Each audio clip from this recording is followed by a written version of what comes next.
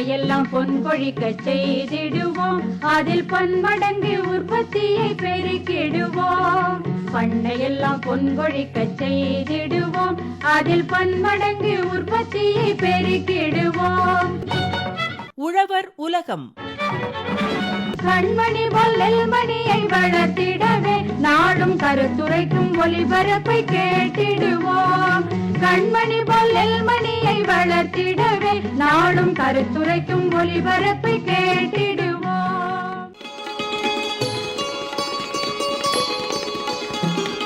பயறு வகை பயிர்கள் சாகுபடி தொடர் நிகழ்ச்சி.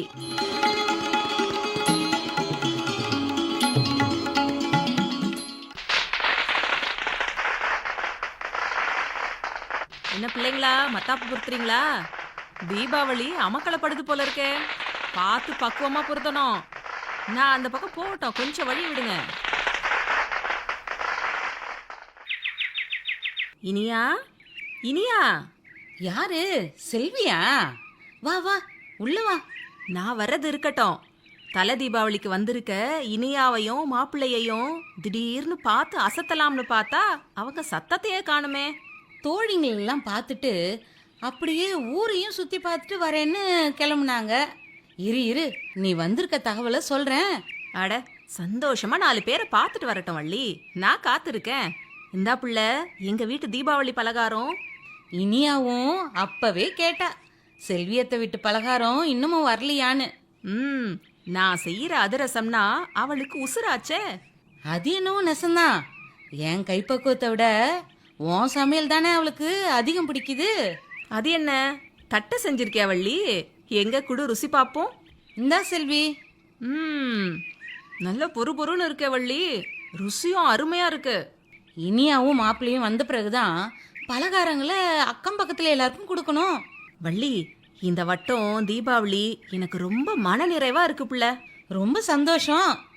எனக்கும் ரொம்ப பிரமாதமா அமைஞ்சிருச்சு. அதுக்கு காரணம் நீதானே. என்ன சொல்ற? ஆமா, புதுசா பச்சை பயிறு போட போறோமேன்னு திகைச்சு நின்னப்ப அதுக்கு தேவையான பராமரிப்பு முறைகள்லாம் நான் சரியா தெரிஞ்சுக்க நீதானே உதவுன. இப்ப பயிரெல்லாம் எம்பிட்டு செழிப்பா இருக்கு தெரியுமா? உங்க கழனி பக்கம் வந்தப்ப நானும் பார்த்தேன் வள்ளி. அப்பதான் எனக்கு ஒண்ணு தோணுச்சு. என்னது? பயிர் நல்லா தளன்னு இருந்தாலும் பூச்சிங்க வயலை தாக்குனா அம்புட்டுதான். பூச்சிகள் தாக்காம இருக்க முன்னேற்பாடுகள்லாம் செஞ்சிட்டோமே. அப்படியா? ரொம்ப நல்லது. ஆனாலும் நானும் நம்ம சொர்ணாவும் ஒரு நாள் வேளாண்மை அறிவியல் நிலையம் போயிருந்தோம். அங்க இதை பத்தி நிறைய விவரங்கள் எடுத்து சொன்னாங்க புள்ள. அவங்க சொன்ன வழிமுறைகளும் எளிமையாவும் நாம புரிஞ்சு பயன்படுத்திக்கிறாப்லயும் இருந்துச்சு. அப்படியா? அது என்ன வழிமுறைன்னு சொல்ல, நானும் தெரிஞ்சு பயன்படுத்திக்குவேன்ல. அதுவும் சரிதான். அந்த தகவல்களை நான் கைபேசியில கூட பதிஞ்சு வச்சிருக்கேன் வள்ளி. இரு, அதை வைக்கிறேன், நீயும் கேட்டுக்க. ஆமா, யாரு என்ன விவரம் சொல்ல போறாங்க? திரூர் வேளாண்மை அறிவியல் நிலைய உதவி பேராசிரியர் முனைவர் VA விஜயசாந்தி அவங்க பயறு வகை பயிர்களில் ஒருங்கிணைந்த பூச்சி மேலாண்மை பத்தின விவரங்களை எடுத்து சொல்றாங்க. கேட்டுக்க புள்ள.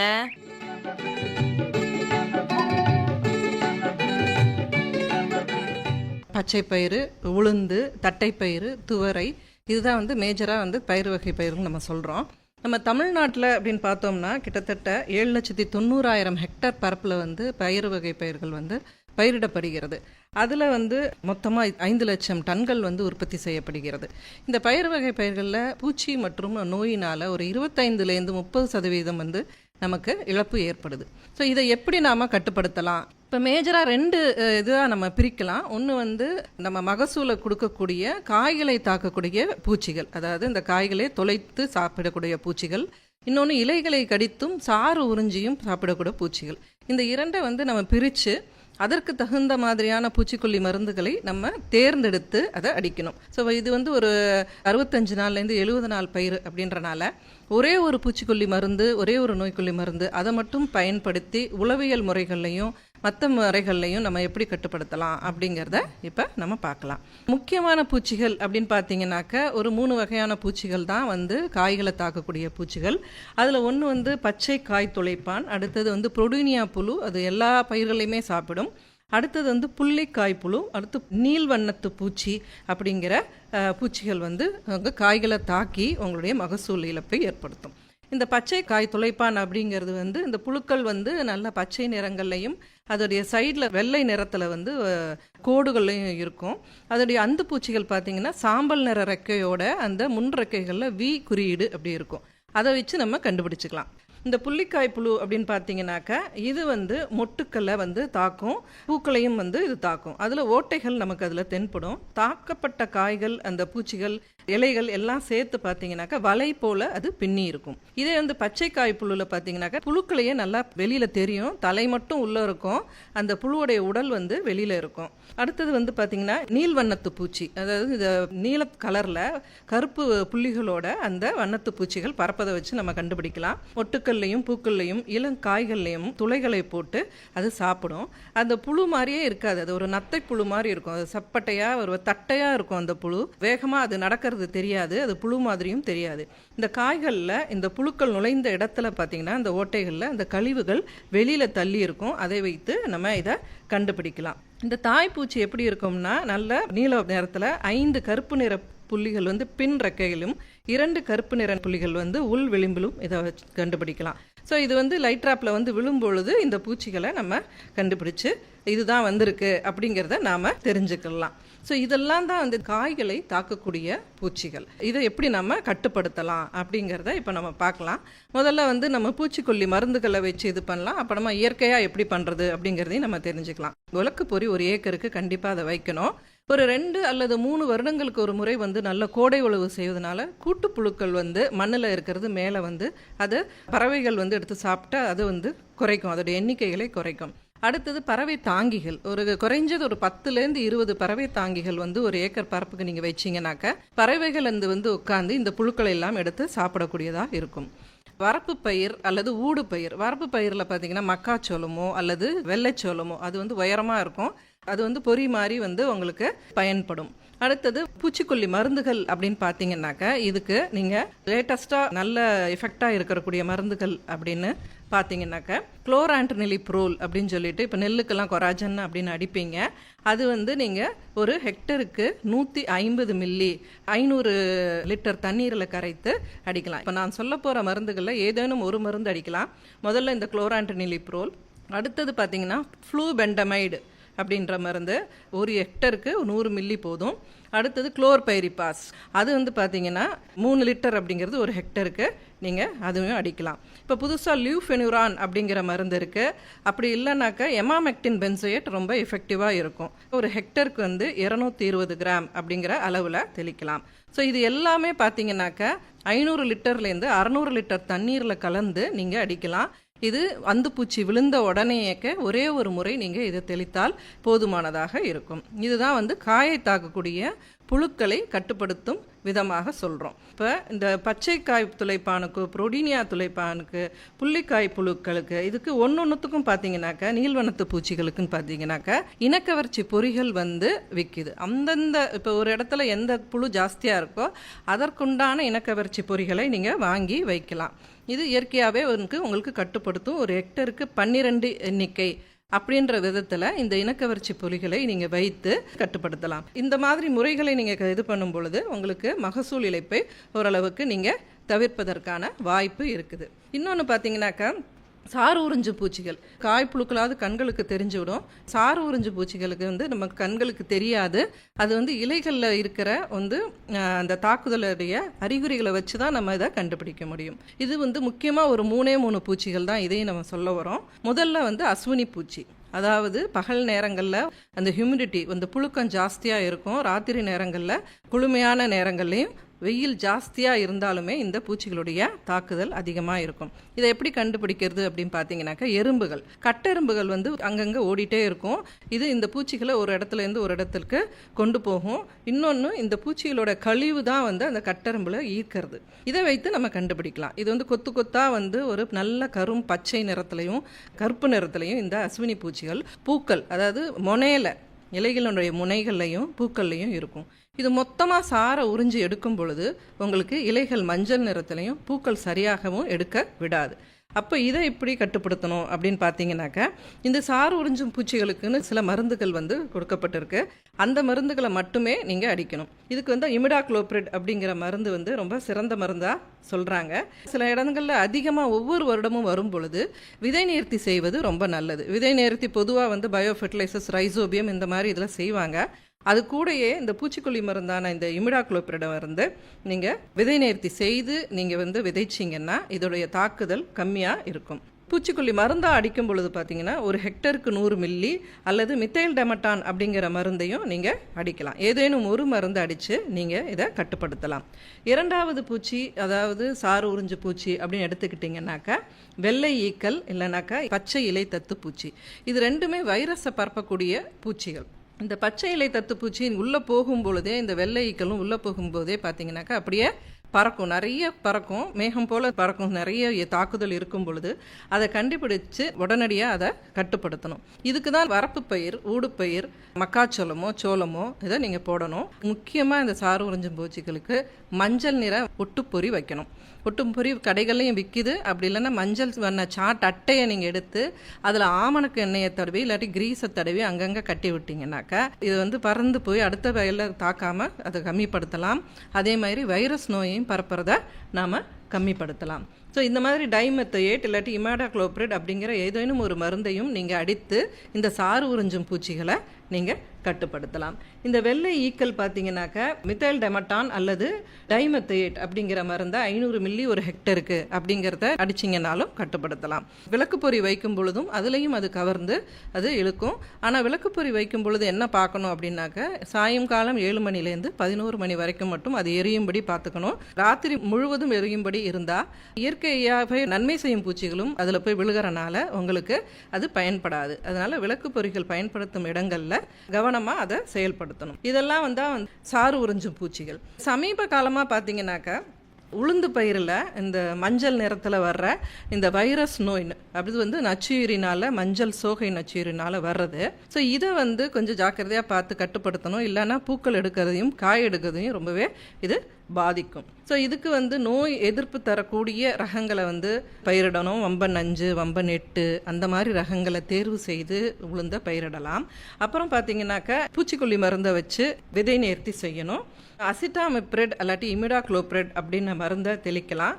மஞ்சள் வண்ண ஒட்டும் பொறிகளை கண்டிப்பாக ஒரு ஏக்கருக்கு 5 இல்லை ஹெக்டருக்கு 12 அப்படிங்கிற வகையில் நீங்கள் வைத்து அதை அழிக்கலாம். அப்புறம் பார்டர் கிராப்பு இல்லைன்னா நீங்கள் ஊடு பயிரை வச்சு அழிக்கலாம்.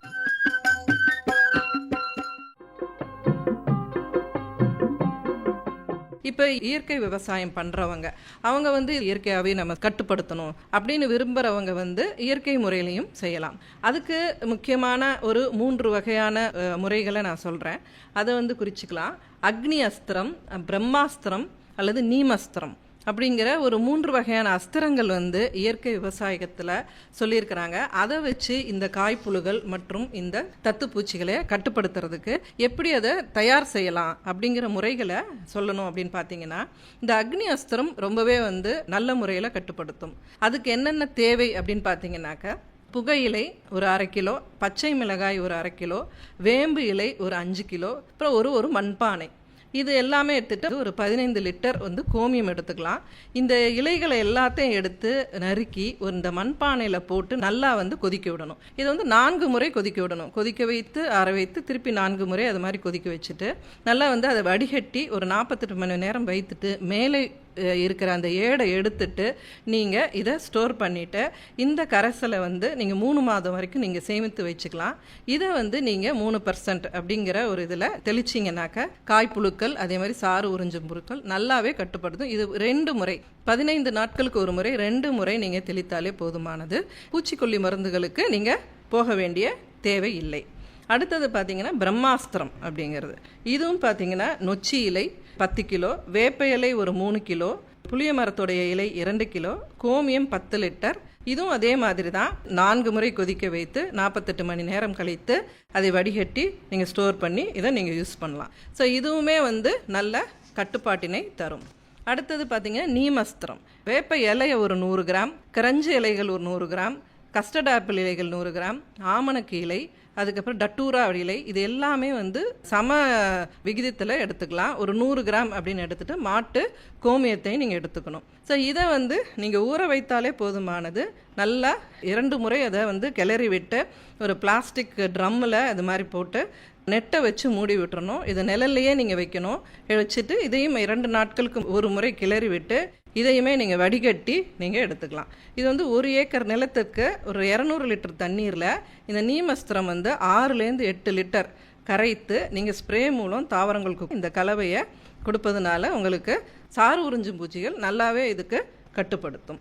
ஸோ இன்னொன்று, வேப்ப மரம் நிறைய வச்சுருக்கிறவங்க பார்த்தீங்கன்னா NSKE 5%ன்னு சொல்லுவோம். அதாவது நீம் சீடு கர்னல் எக்ஸ்ட்ராக்ட். வேப்பம் பழம் வந்து கொட்டும் பொழுது கோணிப்பைகளோ அதை வச்சு அந்த வேப்பம் பழத்தை எடுத்து மேலே இருக்கிற பழத்தெல்லாம் கழுவி எடுத்துட்டு அந்த பருப்பை எடுத்து நல்லா காய வச்சு ஸ்டோர் பண்ணி வச்சுக்கலாம். இது 6 மாதம் வரைக்கும் நீங்கள் ஸ்டோர் பண்ணி வச்சுக்கலாம். ஒரு ஏக்கருக்கு ஒரு 5 கிலோ பருப்பு தேவையானது. இந்த 5 கிலோ பருப்பை என்ன பண்ணணும் அப்படின்னா, ராத்திரி நல்ல ஒரு 10 லிட்டர் தண்ணியில் நல்லா இடித்து ஒரு பக்கெட்டில் ஊற வச்சிடணும். அடுத்த நாள் காலையில் நல்லா அது வெள்ளை பால் மாதிரி வந்து இருக்கும். அதை வந்து நீங்கள் வடிகட்டி நீங்கள் 10 லிட்டருக்கு மேக்கப் பண்ணிவிட்டு அது கூட ஒட்டுந்திரம் இல்லாட்டினாக்க இந்த சோப்பு, காதி சோப்பு, அது வந்து 1 லிட்டருக்கு 10 மில்லி அப்படின்ற விதத்தில் நீங்கள் சேர்த்து ஸ்ப்ரே பண்ணிங்கன்னா இது வந்து உங்களுக்கு செலவே இல்லாத ஒரு பூச்சிக்கொல்லி மருந்து. இது வந்து இந்த காய்ப்புழுடைய அந்த பூச்சிகள் எல்லாமே முட்டை வைப்பதை வந்து இது விரட்டும். ஸோ இது வந்து பூச்சி விரட்டிகள் அப்படின்னு நம்ம சொல்லுவோம். ஸோ இதையும் வந்து பயன்படுத்தினா உங்களுக்கு செலவே இல்லாமல் காஸ்ட் ஆஃப் ப்ரொடக்ஷன் வந்து ரொம்ப கம்மியாகும். பூச்சிக்கொல்லிக்கு மருந்துகளுக்கு உண்டான செலவு இருக்காது. அப்போ ஆக மொத்த மகசூலும் பெருகும், வருமானமும் அதில் அதிகமாக வரும்.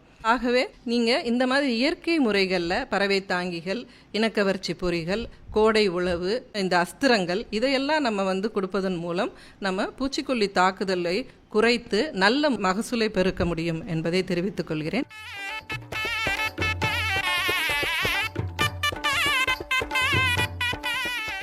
என்ன வள்ளி, பயறு வகை பயிர்களில் ஒருங்கிணைந்த பூச்சி மேலாண்மை பற்றின விவரங்களை திரூர் வேளாண்மை அறிவியல் நிலைய உதவி பேராசிரியர் முனைவர் VA விஜயசாந்தி அவங்க எல்லாரும் புரிஞ்சுக்கிறாப்புல தானே சொன்னாங்க. ஆமா, பூச்சிகளை வகைப்படுத்தி அதுக்கான சரியான பூச்சிக்கொல்லிகளை எப்படி தேர்ந்தெடுக்கணும்னோ, எந்தெந்த பருவத்துல மருந்து தெளிக்கணும்னோ அருமையா சொன்னாங்களே. குறிப்பா தாக்கப்பட்டது எந்த பூச்சி அப்படின்னு கண்டுபிடிக்க அந்த பூச்சியோட வாழ்க்கை முறைய அழகா எடுத்து சொன்னாங்களே. கோடை உழவு, பறவை தாங்கிகள் இதோட அவசியங்களையும் நல்லா புரிய வச்சுட்டாங்க. ஆமா செல்வி, முக்கியமா விளக்கு பொறி எப்படி கவனமா பயன்படுத்தணும்னு அழகா தெளிய வச்சுட்டாங்களே. நோய் எதிர்ப்பு ரகங்களை பத்தியும் எடுத்து சொன்னாங்க பாரு. அது மட்டும் இல்லாம இவங்க சொன்ன அஸ்திரங்களை நாம சரியா பயன்படுத்திக்கணும். அந்த 3 அஸ்திரங்கள் பத்தியும் அதை எப்படி தயாரிக்கணும் அப்படிங்கறதையும் நான் இப்ப நல்லா புரிஞ்சுக்கிட்டேனே. இயற்கை முறையில எப்படி பூச்சிகளை கட்டுப்படுத்தலான்னு ரொம்ப எளிமையாவே சொல்லிட்டாங்களே. எங்க அண்ணனும் கழனியில பூச்சி தாக்குதல் இருக்குன்னு என்கிட்ட பேசிட்டு இருந்தாரு. அவருக்கும் இத அவசியம் எடுத்து சொல்லணும். அட, என்னோட கைபேசி தான். இரு செல்வி, இதோ வரேன். ம் ம் ம் ம் ஆகட்டும் ஆகட்டும். யாரு போன்ல? இனியாவா? அவளேதான். நீ வந்திருக்கேன்னு சொன்னதும் இதோ சிட்டா பறந்து வரேன்னு சொன்னா. இருக்காதா பின்ன? அவளை பார்த்து எம்புட்டு நாளாச்சு. பார்க்க போன இடத்துல எல்லாரும் இனிப்பும் காரமும் ஏராளமா கொடுத்துட்டாங்களா. மாப்பிள்ளையும் இனியாவும் கை நிறைய பலகார பைகளோட வந்துட்டு இருக்காங்களா. இனிப்பு, காரம், சந்தோஷம், மகிழ்ச்சி இப்படி எல்லாத்தையும் பகிர்ந்துக்கிறது தானே தீபாவளி.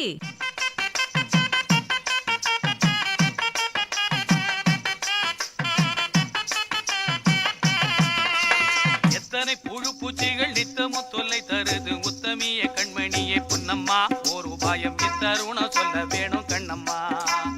எத்தனை புழு பூச்சிகள் நித்தமும் தொல்லை தருது உத்தமிய கண்மணியே பொன்னம்மா, ஓர் உபாயம் இத்தருணம் சொல்ல வேணும் கண்ணம்மா. அத்தனை பூச்சிகளையும் மொத்தமாய் அழித்திடவே மெத்தவை இருக்கிறது பொன்னையா. அத்தனை பூச்சிகளையும் மொத்தமாய் அழித்திடவே மெத்தவை இருக்கிறது பொன்னையா. புத்தம்புது இனமயக்க பொறிகள் கண்ணையா. அத்தனை பூச்சிகளையும் மொத்தமாய் அழித்திடவே மெத்தவை இருக்கிறது பொன்னையா. புத்தம்புது இனமயக்க பொறிகள் கண்ணையா. எத்தனை புழு பூச்சிகள் நித்தமும் தொல்லை தருது உத்தமிய கண்மணியே பொன்னம்மா ஓர் உபாயம் இத்தருணம் சொல்ல வேணும் கண்ணம்மா.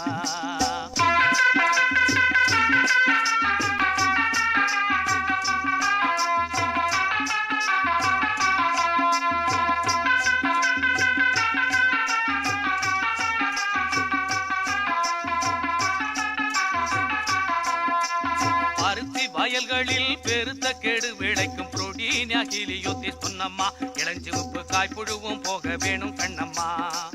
பருத்தி வயல்களில் பெருத்த கெடு விளைக்கும் புரோட்டீன் அகிலியோத்திஸ் பொன்னம்மா இளஞ்சிவப்பு காய்ப்புழுவும் போக வேணும் கண்ணம்மா.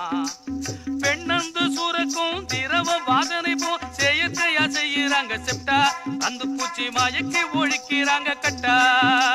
பெண்ணந்து சூரக்கும் திரவ வாசனை போல் செயற்கையா செய்யறாங்க செப்டா அந்த பூச்சி மயக்கி ஒழிக்கிறாங்க கட்டா. எத்தனை புழு பூச்சிகள் நித்தமும் சொல்லி தருது உத்தமிய கண்மணிய பொன்னம்மா ஒரு உபாயம் இத்தருணம் சொல்ல வேணும் கண்ணம்மா.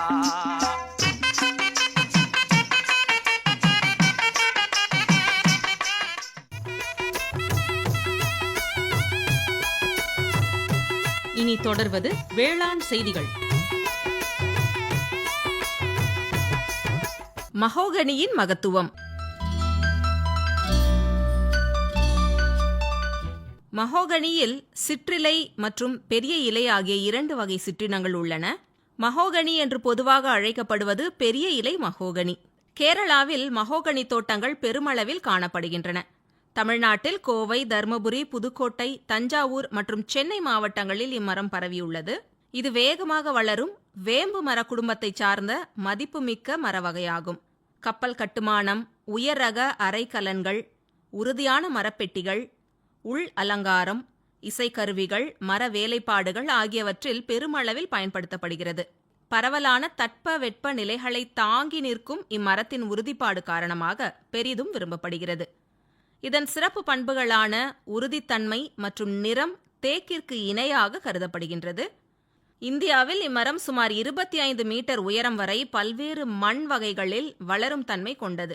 கடல் மட்டத்திலிருந்து சுமார் 1400 மீட்டர் உயரம் வரை உள்ள பகுதிகளிலும், ஆண்டு சராசரி மழை அளவு 600 முதல் 2000 மில்லிமீட்டர் உள்ள பகுதிகளிலும் நன்கு வளரக்கூடியது. தரமான மகோகனி நாற்றுகளை பெற நல்ல தாய் மரத்திலிருந்து விதைகளை சேகரிக்க வேண்டும். நல்ல வளர்ச்சி, நேரடியான தடி மர வளர்ச்சி, கிளைகளற்ற சீரான தண்டு பகுதி, 15 முதல் 30 ஆண்டு வயது, பூச்சிநோய் எதிர்ப்பு தன்மை, தொகுப்பாக உள்ள மரங்கள் இவை சிறந்த தாய் மரத்தின் பண்புகளாகும். டிசம்பர் முதல் மார்ச் மாதங்களில் காய்ப்பு இருக்கும். ஒரு காயில் 70 விதைகள் வரை இருக்கும். சேகரிக்கப்பட்ட விதைகளை நீரில் ஊற வைத்து நாற்றங்கால் பாத்திகளில் பரப்பி மணல் கொண்டு மூட வேண்டும். விதைத்த 10 முதல் 25 நாட்களில் முளைப்பு தொடங்கும். புதிதாக சேகரித்த விதைகள் 70 முதல் 100% முளைப்பு திறன் கொண்டிருக்கும். முளைத்து 3 முதல் 5 இலை வந்தவுடன் செடிகளை பாலித்தீன் பைகளுக்கு மாற்ற வேண்டும். 2 முதல் 3 மாத வயதுடைய செடிகள் நடவுக்கு ஏற்றவையாகும். நன்கு உழுது தயார் செய்யப்பட்ட நிலத்தில் 1 கன அடி குழி எடுத்து நட வேண்டும். ஆழமாக குழி எடுத்து நடுவதன் மூலம் செடியின் ஆரம்பகால வளர்ச்சி நன்றாக இருக்கும். நட்டபின் வாரம் 2 முறை நீர் பாய்ச்சுதல் அவசியம். முதல் 2 ஆண்டுகளுக்கு பாசனம் அளிக்க வேண்டும். வெட்டுமர உற்பத்தி தோப்புகளை 3x3 மீட்டர் அல்லது 3x4 மீட்டர் இடைவெளியில் நடவு செய்ய வேண்டும். நடவின் போது தொழு உரத்தை அடியுரமாக இடுவது அவசியம். அத்துடன் 50 கிராம் கலப்பு உரத்தை செடியைச் சுற்றி இட வேண்டும். பொதுவாக மகோகனி நேராக மற்றும் குறைவான கிளைகளுடன் வளரும் தன்மையுடையதால் கவாத்து செய்வது அவசியமில்லை. எனினும் பயனற்ற பக்க கிளைகளை நீக்குவதன் மூலம் மரத்தின் வளர்ச்சியை அதிகரிப்பதோடு பூச்சி மற்றும் நோய் தாக்குதலையும் குறைக்கலாம். குறைவான இடைவெளியில், அதாவது 3x3 மீட்டர் அல்லது 3x4 மீட்டர் நடப்பட்ட தோப்புகள் என்றால் 5 ஆண்டுகளில் முதலாவது மரக்கலைப்பு செய்ய வேண்டும். 10வது ஆண்டில் 2வது முறை மரக்கலைப்பு செய்ய வேண்டும். அகலமான இடைவெளி என்றால், அதாவது 4x4 மீட்டர் மற்றும் அதற்கு மேல் என்றால் 1 முறை மரக்கலைப்பு செய்தாலே போதுமானது. 6 மாதத்திற்கு 1 முறை முதல் 3 ஆண்டுகளுக்கு களையெடுப்பு அவசியமாகும். இது மரத்தின் வளர்ச்சியை அதிகப்படுத்தும். மகோகனி மரத்தின் தேவை மற்றும் வேகமாக வளரும் தன்மை ஆகியவற்றை கருத்தில் கொண்டு விவசாயிகளால் பெரிதும் வேளாண் காடுகளில் விரும்பி நடப்படுகின்றது. மகோகனியுடன் சோளம், மக்காச்சோளம், நிலக்கடலை, வாழை, கரும்பு, பூசணி, தீவனப்புல், காய்கறிகள் ஆகியவற்றை வேளாண் காடுகள் முறையில் வளர்க்கலாம். இம்முறைக்கு 4க்கு 4 மீட்டர் இடைவெளி அவசியமாகிறது. மண்ணின் தன்மை, பராமரிப்பு முறைகள், நடும் பொருள் தரம், பாசன வசதி ஆகியவற்றை பொறுத்து இதன் வளர்ச்சி அமையும். நல்ல வளமான மண்ணில் மகோகனி தோப்புகளின் சராசரி ஆண்டு வளர்ச்சி விகிதம் ஆண்டிற்கு ஹெக்டருக்கு 38 கன அடி வீதம், 15 ஆண்டுகளில் சுமார் 572 கன அடி விளைச்சல் கிடைக்கும். ஆரம்ப கட்டத்தில் இலை வலை புழு தாக்குதல் ஏற்பட்டு இளங்குருத்துகள் மற்றும் நுனி இலைகள் பாதிக்கப்பட்டு இலைகள் மஞ்சள் நிறமாக மாறி உதிரத் தொடங்கும். இதனை மோனோக்ரோட்டோபாஸ் கரைசலை தெளித்து அல்லது 5% வேப்ப எண்ணெய் கரைசலை தெளித்தும் கட்டுப்படுத்தலாம். இளந்தோப்புகளில் குருத்து துளைப்பான் பாதிப்பும் அதிகம் காணப்படும். இதையும் அதே முறையில் கட்டுப்படுத்தலாம். மகோகனியின் சிறப்பம்சங்கள், அதன் விலை ஆகியவற்றை கருத்தில் கொண்டு விவசாயிகள் மகோகனி விதைப்பில் ஆர்வம் காட்டலாம்.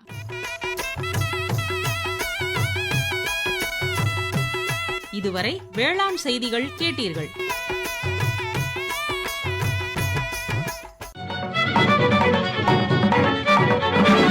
உண்ணும் பொருள் அத்தனையும் விளைத்திடுவோம், நித்தம் உழைப்பால் நில மகளை வணங்கிடுவோம். அமைப்பில் உதவி வி. உஷா. உண்ணும் பொருள் அத்தனையும் விளைத்திடுவோம், நித்தம் உழைப்பால் நில மகளை வணங்கிடுவோம். அமைப்பு எஸ். முருகேசன். பொட்டலையும் பூம்பொழிலாய் திருத்திடுவோம், அதற்கு புத்தம் புது முறைகளையும் புகுத்திடுவோம். பொட்டலையும் பூம்பொழிலாய் திருத்திடுவோம், அதற்கு புத்தம் புது முறைகளையும் புகுத்திடுவோம். இத்துடன் இன்றைய உழவர் உலகம் நிகழ்ச்சி நிறைவு பெறுகிறது. பட்டி தொட்டி சொர்க்கமாக பாடுபட்டே நம் பாரத சமுதாயத்தை உயர்த்திடுவோம். பட்டி தொட்டி சொர்க்கமாக பாடுபட்டே நம் பாரத சமுதாயத்தை உயர்த்திடுவோம்.